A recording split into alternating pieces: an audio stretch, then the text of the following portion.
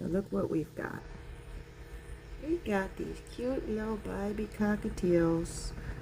We got two little albino babies. They just ate, so they're nice and tired. Hi. See the red eyes?